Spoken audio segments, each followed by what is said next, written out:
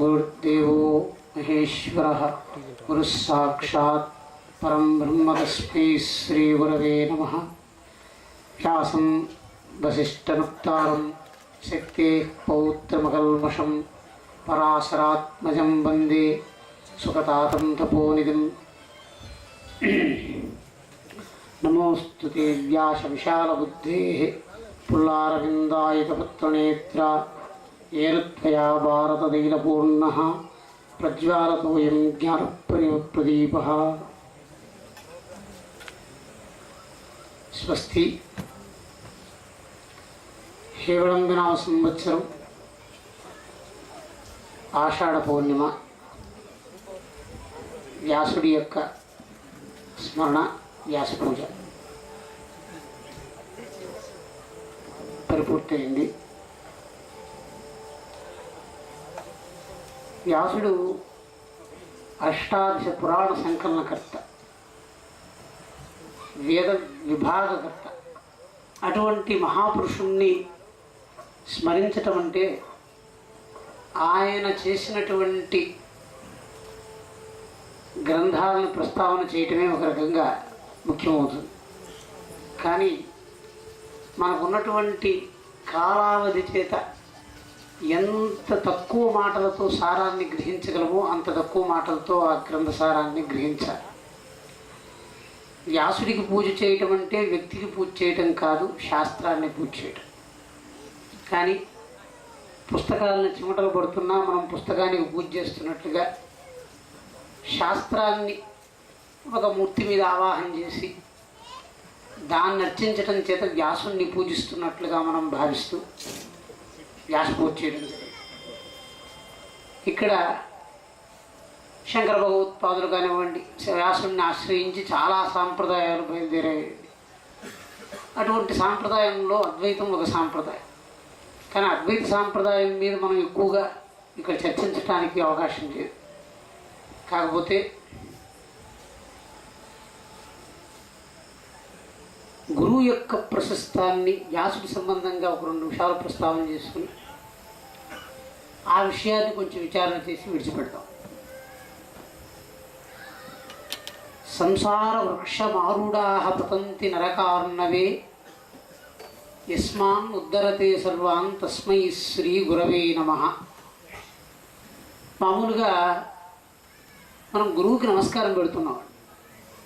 ఈ లోకం ఎట్లా ఉంటుంది అంటే మనం చేస్తున్న ప్రతి కర్మని ఒక హేతువుతో మనం విచారించడం అలవాటు. సరే, గురువుగారికి నమస్కారం పెడుతున్నామంటే నమస్కారం పెట్టడం అంటే ఏమని మనం యోచిస్తున్నామో ఒకసారి విచారించాలి. దాన్ని చెప్పటం కోసం ఈ యొక్క గురుస్థితిలో ఒక మాట చెప్తున్నాడండి. సంసార వృక్షమారూఢాః పతంతి నరకార్ణవే యస్మాన్ ఉద్ధరతే సర్వాన్ తస్మై శ్రీ గురవే నమః. ఈ మాటకు అర్థం ఏమిటంటే సంసార వృక్షాన్ని ఆరూఢమైనటువంటి వాళ్ళు ఒకరోజు ఖచ్చితంగా నరకంలో పడిపోతారన్నాడు. అటువంటి వాళ్లను నరకంలో పడిపోకుండా రక్షించటం చేత గురువుకి నమస్కారం. సరే, నరకంలో పడిపోవటం అంటే ఏమిటి, సంసార వృక్షం అన్నాడేమిటి అని యోచిస్తే ఎక్కడో పెద్దవాళ్లతో చర్చ చేస్తూ ఉంటే ఫలశాకాంతం అని ఒక మొలక ఉందండి. వరి, అరటి ఇవన్నీ ఏమిటంటే ఒక్కసారి ఫలమిస్తే చచ్చిపోతాయి. వరి మొక్కలు మొలిచాయనుకోండి, ఒక్కసారి ఫలాలను ఇస్తాయి, తర్వాత ఎండిపోతాయి.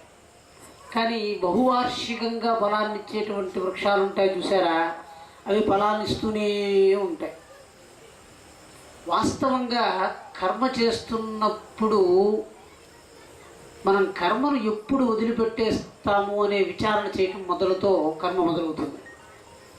ఎవడు కూడా కర్మ చేయటంలో సుఖంగా ఉంది, కర్మ చేస్తాము అని అనుకుని కర్మ చేయటం లేదు.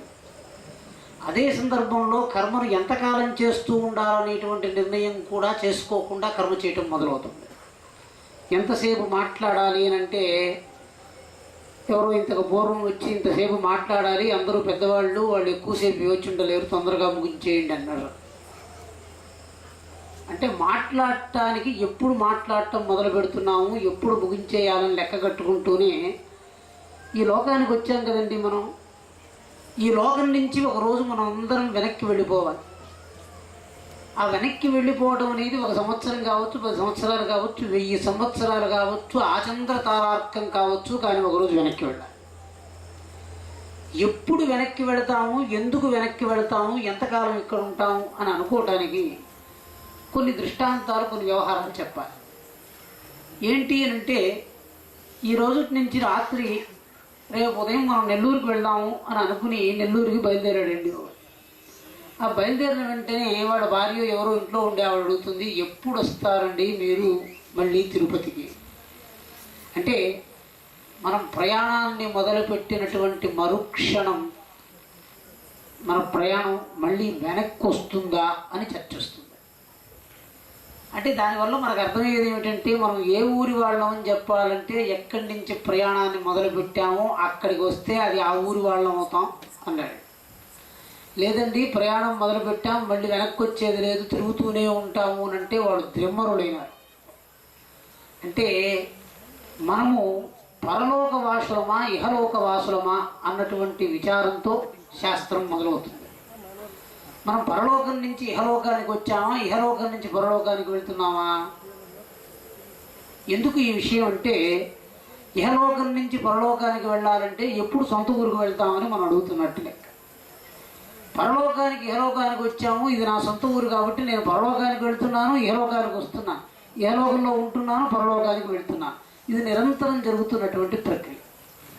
కానీ ఎప్పుడైనా ఒక లోకం నుంచి ఇంకొక లోకానికి వెళ్తున్నామంటే ఒక ప్రశ్న వస్తుంది, నేను ఉన్న లోకంలో లేనిదేమిటి, నేను వెళ్తున్న లోకంలో ఉన్నదేమిటి? ఇహలోకంలో సామాన్యంగా మనకు కర్మ ఉంటుందండి, పరలోకంలో కర్మ ఉండదండి. కర్మ చేయటం కోసం మనందరం ఇహలోకంలోకి వస్తే కర్మ చేయటం వల్లే ఆనందం కలుగుతుంది, కర్మ చేసి సంతోషం కలుగుతుంది అన్న భ్రమతో ఉన్నంత వరకు మనందరం ఇహలోకంలోనే ఉంటాం. సంసారంలో మనతో పాటు ఎవరెవరు ఉంటారంటే మాత, పిత, గురు, మన యొక్క యౌన్య సంబంధాలంటే తల్లిదండ్రుల వల్ల మనకు ఉత్పత్తి అయినటువంటి సంబంధాలు, ఆర్థమైనటువంటి సంబంధాలు అంటే ద్రవ్యం వల్ల వచ్చినవి, శత్రుత్వం వల్ల వచ్చినవి, వీళ్ళందరూ సంబంధాలు ఈ లోకంలో ఉంటాయి. మనం ఏదైనా ఒక కర్మం చేస్తున్నప్పుడు పెద్దవాళ్ళని అడుగుతూ ఉంటాం, ఈ కర్మం చేయొచ్చా చేయకూడదా, డబ్బును సంపాదించవచ్చా సంపాదించకూడదా, వివాహం చేసుకోవచ్చా చేసుకోకూడదా, ఇవన్నీ నిర్ణయాలు ధర్మశాస్త్రం ఒక పద్ధతిలో చేస్తూ ఉంటుంది. ఎట్లా చేస్తుంది ఆ నిర్ణయాన్ని అనంటే, ఎక్కువగా కర్మ చేస్తున్నటువంటి వాడు స్వర్గానికి వెళ్ళలేడు అని చెప్పారు అనుకోండి, మీరు కర్మ చేస్తారా? ఎందుకంటే నేను తిరుపతి వెళ్ళి వదలటానికి నాకున్న అడ్డం ఏమిటంటే, తిరుపతిలో నాకు ఒక ఇల్లు ఉంది, తిరుపతిలో నాకు బంధువులు ఉన్నారు, వీళ్ళందరినీ నేను వదిలిపెట్టి వెళ్ళలేను కాబట్టి పరలోకానికి వెళ్ళలేను. నేను లోకంలో ఎంత బంధుత్వాన్ని పెంచుకుంటున్నానో అంత పెంచుకుంటున్నటువంటి బంధుత్వము నాకు ఏమి కారణాన్ని కల్పిస్తున్నదంటే, ఈ లోకాన్ని వెళ్ళనివ్వకుండా, విడిచిపెట్టి వెళ్ళనివ్వకుండా ఈ సంసారం నాకు బంధాన్ని కల్పిస్తున్నది. అంటే నేను సంసారంలో ఏర్పరచుకున్న బంధము, సంసారంలో నాకు అర్థం వల్ల వచ్చిన వ్యవహారము, ఇవన్నీ ఈ లోకాన్ని విడిచిపెట్టి వెళ్ళనివ్వకుండా చేస్తే నేను పరలోకానికి వెళ్తుండటానికి అడ్డం ఏమిటంటే, నేను చేస్తున్న కర్మ, నాకు సంసారంలో ఉన్న అనుబంధాలు. ఎవడైనా ఒకడు నాకు ఈ సంసారంలో ఉండేటువంటి అనుబంధాల వల్ల పరలోకానికి వెళ్ళటానికి నాకు అడ్డం లేదు, నేను ఏం చేస్తున్నా ఎప్పుడైనా ఎక్కడికైనా వెళ్తాను అన్నాడు అనుకోండి, వాడిని మీరు ఒక రకంగా ఎదిని చెప్పవచ్చు. వాడు ఏ కర్మ చేస్తున్నా ఆ కర్మని వెంటనే విడిచిపెట్టేయగలడు. మామూలుగా నేను పోయిన పర్యాయం ఒకసారి ఒక ఉదాహరణ చెప్తూ, ఒక వేద పండితుడు ఎక్కడో ఒక వైదికమైనటువంటి వ్యవహారం చేయటానికి వెళ్ళి మంత్రం చెప్పి అంతా అయిపోయింది. యజమాని దగ్గరికి వెళ్ళి, అయ్యా నేను వెళ్తున్నాను అన్నాడు. మంచిదండి వెళ్ళండి అన్నాడు. వైదికుడు ఒక 2 సార్లు నవ్వి మళ్ళీ, ఏమండి వెళ్తున్నానండి అన్నాడు. అయ్యో వెళ్ళమనే కదండి చెప్తున్నాను వెళ్ళండి అన్నాడు. ఈ విధంగా 4-5 పర్యాలు చెప్పేటప్పుడు ఎందుకు ఆ బ్రాహ్మడు వెళ్తానని చెప్తున్నాడు, వెళ్ళమంటే కూడా వెళ్ళలేకుండా? ఎందుకనండి? ఆ వైదికుడికి ఆ యొక్క గృహస్థుడు యజమాని ఇవ్వవలసినటువంటి సంభావన ఇవ్వలేదు.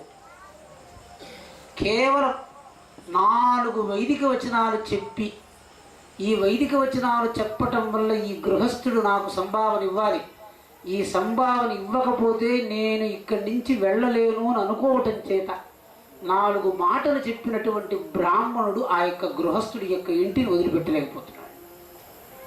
చూడండి, కర్మ యొక్క బంధన ఎంత ఎక్కువగా ఉందంటే 4 మంచి మాటలు చెప్పి ఆ మంచి మాటలు చెప్పటం వల్ల గృహస్థుడి నుంచి పొందవలసినటువంటి పారితోషికాలను సంభావనను పొందకుండా వైదిక బ్రాహ్మణుడు, ఎందుకు ఇక్కడ వైదిక బ్రాహ్మణుడు అని ప్రస్తావన చేస్తున్నానంటే, వేద మంత్రముల యందు పరబ్రహ్మ లక్షించబడింది కానీ సంసారం కాదు. అటువంటి వేదమంత్రముల యందు లక్షించబడినటువంటి పరమాత్మతత్వాన్ని తెలిసి కూడా అటువంటి వైదిక వచనాలని చెప్పటం చేత సంసార నుంచి సంభావనను అపేక్షిస్తున్నటువంటి వేద పండితుడు, అటువంటి వాడు యజమాని విడిచిపెట్టి వెళ్ళలేకపోతే సంసారులైనటువంటి మనవాళ్ళు, అవైదికులైనటువంటి వాళ్ళు ఏ కర్మ ఎందుకు చేస్తున్నారో తెలియకుండా కర్మ చేసి ఆ కర్మ యొక్క ఫలాన్ని విడిచిపెట్టలేకుండా సంసారాన్ని వదిలి పరలోకానికి వెళ్ళలేకపోతున్నారు. అంటే పరలోకానికి వెళ్ళటానికి మనకున్న అడ్డం ఏమిటి? సంసారం ఎందున్న ప్రీతి. సంసారం ఎందున్నటువంటి ప్రీతిని ఎట్లా వదిలిపెట్టాలి అని చెప్పటం కోసం సంసార వృక్షమారూఢాహ పతంతి నరకార్ణవే, సంసారం అనేటువంటి వృక్షాన్ని ఎక్కినటువంటి వాళ్ళు ఎవరండి? మా అమ్మ. ఆమె ఏమనుకుంటుంది? అయ్యో వీడు నా పుత్రుడు, వీడిని నేను చాలా కాలం వృద్ధి చేశాను, వీడు నన్ను జాగ్రత్తగా చూసుకోవాలని ఆమె అనుకుంటూ ఉంటే చర్మాంకంలో ఆమెను నేను సరిగా అనుష్ఠించకుండానో, ఆమెను రక్షించకుండానో, ఆమె భావనకి వ్యతిరేకంగా ఉంటే ఆమెకు ఎట్లుంటుంది? జీవితకాలం అంతా చూసినటువంటి పుత్రుడు నన్ను రక్షించలేదే అనేటువంటి భావన. ఈ రకంగా సంసారంలో పుత్రుడు, స్నుష, జాయ అన్ని సంబంధాలు లోకంలో ఏర్పడిపోయి వాళ్ళ శక్తుల చేత సంబంధాన్ని ఏర్పరచుకుని ఆ సంబంధాన్ని తెంచుకోలేకుండా మనం వెళ్ళలేకుండా ఈ సంసారంలో బంధమైపోతున్నాం. ఇక్కడ వృక్షం అనేటువంటి మాటను వాడటం జరిగింది. మామూలుగా వరి పైరు వేస్తే వరి పైరు పండిన వెంటనే వరి పైరు రాలిపోతుందండి. కానీ మామిడి చెట్టు ఏమైనా రాలిపోతుందండి? అంటే ఎన్నిసార్లు పండినా మళ్ళీ దానికి మందు కొట్టడం, మళ్ళీ పంట తెచ్చుకోవడం, మందు కొట్టడం, పంట తెచ్చుకోవడం చేస్తూ ఉన్నాం కదండి. ఆ రకంగా మనం కూడా ఈ జీవితంలో పండ్లు కోస్తూనే ఉన్నామండి. అంటే ఎక్కడో ఒక చోట పురాణంలో చెప్పున్నాడండి, మనుష్యుడనేటువంటి తోటలో ఒక కర్మ అనేటువంటి ఫలం కాస్తూ ఉంది. ఆ ఫలం కాస్తూనే యముడనేటువంటి తోటమాలి ఆ యొక్క తోటను కొట్టేయడానికి కాచుకుని ఉన్నాడు. మనందరము ఈ నరఫలం అనేటువంటి నరవృక్షంతో ఏర్పడినటువంటి ఒక తోటను ఏర్పాటు చేసి యముడనేటువంటి వాడు ఆ తోటల్ని పెంచి అక్కడ ఉన్నటువంటి ఫలాన్ని చూసి ఆ తోటను నరికేయడానికి కాచుకుని ఉన్నాడు. కానీ నరకానికి వెళ్ళేటువంటి వాళ్ళు, స్వర్గానికి వెళ్ళేవాళ్ళు ఈ రోజే అండి 4-5 రోజులుగా చింతన చేస్తూ ఉంటే ఈరోజు ఉదయం నాకు ఊరికే ఒక లీలగా ఒక భావన మనసులో మెదిలింది. మన పెద్దవాళ్ళు స్వర్గంలో ఉన్నారా, నరకంలో ఉన్నారా, వాళ్ళు ఎట్లా మనం చూడాలా? ఎట్లయితే మనం పిల్లలు ఎక్కడున్నారని మనం విచారణ చేస్తున్నట్లుగా విచారణ చేస్తూ ఉంటే లీలా మాత్రంగా ఈ భావన వచ్చింది. ఏంటంటే స్వర్గస్థులైనటువంటి వాళ్ళు యథాస్వతంత్రంగా సంచరిస్తూ ఉంటారు. నరకానికి వెళ్ళినటువంటి వాళ్ళు ఎవడో బంధించి తీసుకువెళ్ళినట్టుగా కదండి వెళ్ళారు. కాబట్టి నరకస్థులైనటువంటి వాళ్ళు యథేచ్ఛగా లోకానికి రాలేరండి. స్వర్గస్థుడైనటువంటి వాడు యథేచ్ఛగా వెళ్ళి వస్తూ ఉంటాడు. కాబట్టి స్వర్గస్థుడైనటువంటి వాడు తేజోరూపంగా మనందరికీ స్వప్నంలో దర్శనమిస్తూ ఉంటారు. నరకస్థులైనటువంటి వాళ్ళు మనకు స్వప్న రూపంగా కూడా దర్శనం ఇవ్వడానికి యోగ్యత లేదని ఆయుర్వేదంలో ప్రస్తావన చేస్తున్నారు. ఆయుర్వేదంలో 7 విధ స్వప్నాలు ప్రతిపాదించబడ్డాయి. దైవికమని, మానుషమని, కాల్పనికమని, దోషజమని ఈ విధంగా వచ్చేటువంటి స్వప్నాల్లో ఆఖరిలో సాక్షాత్ దృష్టి తేజోమయ రూపంలో ఉన్నటువంటి వాళ్ళు, స్వర్గస్థులైన వాళ్ళు, మనం గోచరించేటువంటి వాళ్ళు, అది దైవిక దృష్టిగా చెప్పబడింది. కానీ దోషజ్ఞుడి దోషం తెలియనటువంటి వాడు నరకస్తుడైన వాడు కనిపిస్తే కూడా, అంటే దోషం వల్ల కనిపిస్తే కూడా స్వర్గంలో ఉన్నారనేటువంటి దోషాన్ని పట్టుకుంటారు. ఇక్కడ ఈ సందర్భాన్ని విడిచిపెడతాను. మనకు కావలసినటువంటిది ఏమిటంటే, ఈరోజు నిన్న కర్మ చేయటం వల్ల నాకు ఉత్పన్నమైనటువంటి బంధన నుంచి నాకు అడ్డం లేదు, ఏ కర్మనైనా దేన్నైనా ఎప్పుడైనా నేను విడిచిపెట్టేయగలుగుతాను అని అనుకున్నటువంటి వాడికి కర్మ బంధన లేనట్లయితే వాడికి ఎటువంటి ధర్మము వాడిని బంధన చేయదు. ఎవడైతే లేదండి నేను సంపాదించిన ద్రవ్యాన్ని ఇక్కడ విడిచిపెట్టేయాలి, ఎట్లా? లోకంలో రాజు మన యొక్క ద్రవ్యాలంతా ఆయన పట్టుకుని ఉంటాడు. పరలోకంలో ధర్మము మన యొక్క పుణ్యాన్ని అది పట్టుకుని ఉంటుంది.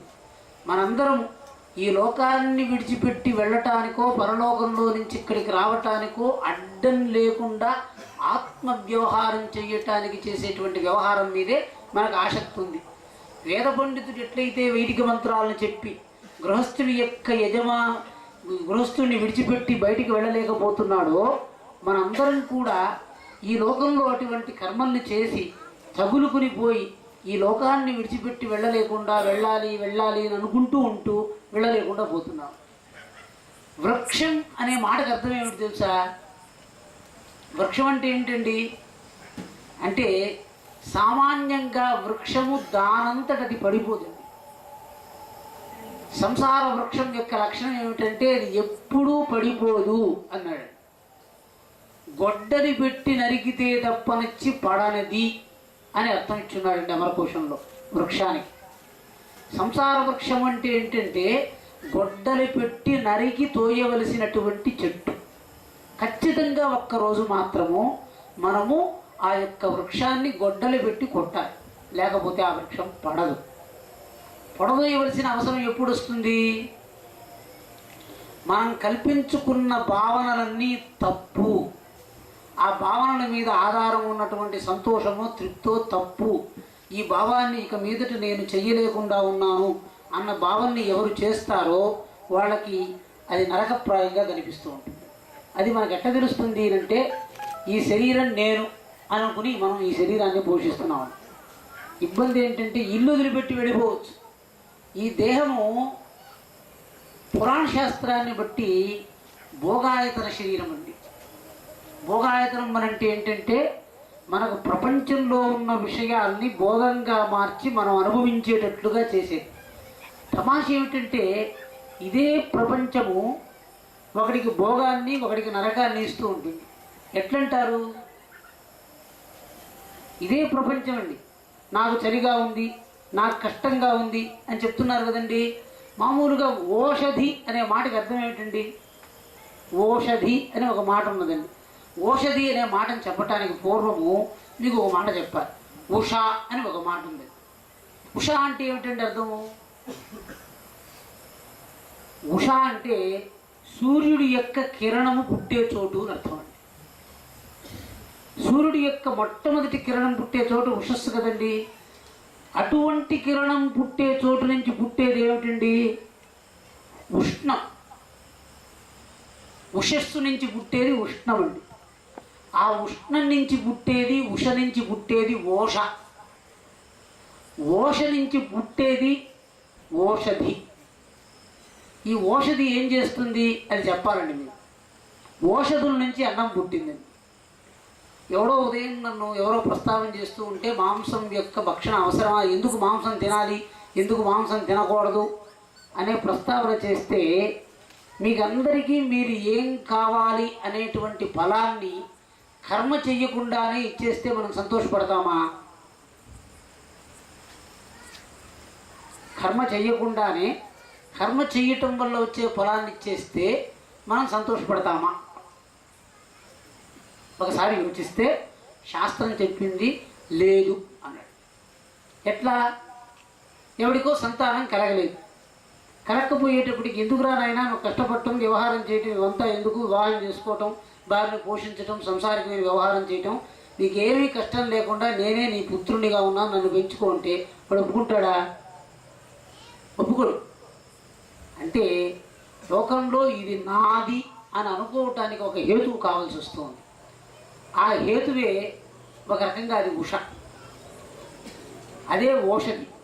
ఈ ఓషధి ఏం చేస్తుంది అంటే మనం తింటున్న పదార్థములు మన శరీరంలో మనకు ఇష్టము లేనటువంటి ఉష్ణాన్ని విడిచిపెట్టడానికి ఉపయోగించడానికి తినబడుతుందన్నాడు. ఇది బాగా గుర్తుంచుకోండి. మన శరీరంలో ఉష్ణం పుట్టిందా, లేకపోతే మన శరీరానికి మనం ఉష్ణం ఇస్తున్నామా? అంటే శరీరంలో జ్వరం వచ్చింది కదండి, జ్వరం అంటే ఏమిటి? అయిష్టం ఉష్ణం అన్నాడు. మనస్సుకు ఇష్టము లేనటువంటి ఉషకు జ్వరం అని పేరండి. ఇక్కడ శరీరంలో ఉష్ణం చేరింది, ఇది నాకొద్దు, ఇది వేడి ఎక్కువగా ఉంది, దీన్ని నేను విడిచిపెట్టేయాలని మీరు అనుకుంటే అప్పుడు ఏం చేశారు? ఓషధుల్ని, ఉష్ణాన్ని ధరించి జీవించే వాటిని లోపలికి తీసుకుంటే అవి లోపలికి వెళ్ళి మన శరీరంలో ఉన్నటువంటి ఉష్ణాన్ని గ్రహించి మన శరీరంలో ఉన్నటువంటి ఉష్ణాన్ని వదిలిపెట్టేస్తూ ఉంటుంది. అంటే సంసారం అనేటువంటి పదార్థాన్ని ధరించి ఒకడు సంసారాన్ని లోపల ధరించేసి విడిచిపెట్టలేకుండా, సంసారం అనేటువంటి ఉష్ణాన్ని గ్రహించి విడిచిపెట్టలేకుండా కష్టపడుతూ ఉంటే అటువంటి వాడిని, అటువంటి వృక్షాన్ని సంహారం చేయటానికి సంసార వృక్షమారూఢా పతంతి నరకార్ణవే యస్మానుద్ధరతే సర్వాన్. అంటే అటువంటి వాడిని, సంసారంలో పుత్రుడి చేత విడవబడిన తండ్రిని, జాయ చేత విడవబడినటువంటి భర్తని, భర్త చేత విడవబడినటువంటి జాయని, ఈ విధంగా వీళ్ళందరూ వాడు సంసారం ఎక్కి పడిపోయే పరిస్థితిలో ఉన్నారండి. మా నాన్నగారు లేరు, మా అమ్మ లేరు, మా పిల్లలు లేరు, వాళ్ళు ఉన్నా లేనట్లుగా ఉన్నారు, ఎట్లా నేను ఉండేది? ఈ కష్టం వస్తుంది చూడండి. ఇది ఒకటి పక్కన పెట్టండి. ఈ శరీరము మనకు సుఖాన్ని ఇవ్వటానికి తయారు చేసుకున్నామండి మనందరం. కొన్ని రోజుల తర్వాత, అంటే బాల్యంలో సుఖమిచ్చిన శరీరమే వృద్ధాప్యం వచ్చేటప్పటికి పీడనిస్తూ ఉంది చూడండి.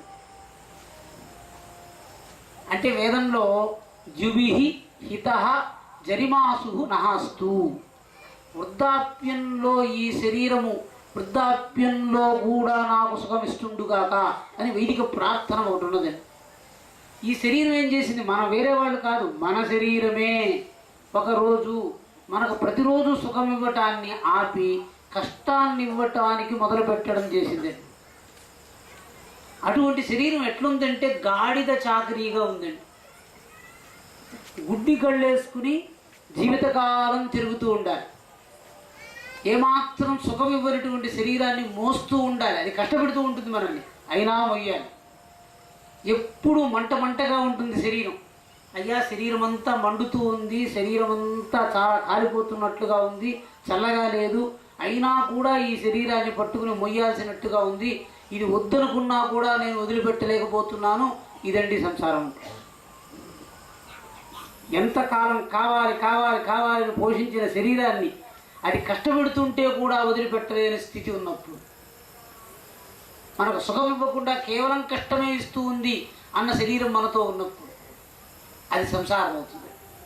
సంసార వృక్షమారూఢా, అప్పుడు వాడు పతంతి నరకార్ణవే, వాడికి శరీరం కష్టమిస్తూ ఉంది, ఏమాత్రం సుఖం ఇవ్వటం లేదు. అటువంటి హేతువుల్లో కూడా ఆ శరీరాన్ని వదిలిపెట్టలేనటువంటి వాడికి గురువు గారు అనుగ్రహిస్తారు. ఏమిటిది? ఏమిటి అనుగ్రహం? అజ్ఞాన సత్వదృష్టానం బ్రహ్మజ్ఞానౌషధం వినా.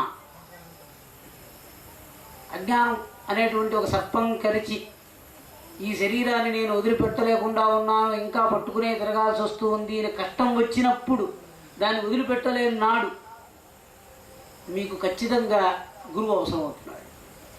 ఇంకొకటి, ప్రాయానికి రానటువంటి వాడు వివాహం చేసుకోలేనట్లుగా, ఆకలి లేనటువంటి వాడు అన్నాన్ని తిన్నట్లుగా, దాహం లేనటువంటి వాడు జలం యొక్క శక్తిని తెలుసుకోలేనట్లుగా, సంసార పీడను ధరించలేనటువంటి వాడు గురువు యొక్క అనుగ్రహాన్ని తెలుసుకోలేడన్నాడు. ఎందుకని? గురువుగారు ఎందుకు పనికొస్తారండి అంటే, సంసారంలో వాడికి ఒక కష్టం వచ్చింది, ఎవడూ తీర్చడానికి కనపడటం లేదు అన్న పరిస్థితి వచ్చినప్పుడు వాడు చెప్పేటువంటి జ్ఞానవచనాల వల్ల వాడు సత్యస్థితికి మళ్ళీ వెనక్కి వస్తే వాడికి ఆ కష్టం పోతుంది. కాబట్టి గురువు యొక్క అనుగ్రహం ఏమిటి? కేవలం జ్ఞానమే. అంటే ఈశ్వరుడి వల్ల గురువు దొరుకుతాడు, గురువు వల్ల జ్ఞానం దొరుకుతుంది.